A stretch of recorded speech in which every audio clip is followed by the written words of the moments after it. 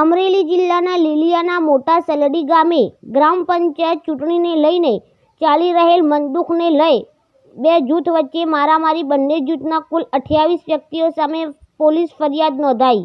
અમરેલીના લીલિયા તાલુકાના સલડી ગામે બે જૂથ વચ્ચે દિવાળીના દિવસે અથડામણમાં સામસામે ધોકા પાઇપ સાથે મારામારી. પોલીસ ફરિયાદ નોંધાઈ. પોલીસ કાર્યવાહી. આરોપી ઝડપી પાડીને સ્થળ પર લઈ જઈ રિકસ્ટ્રક્શન કરવામાં આવ્યું હતું.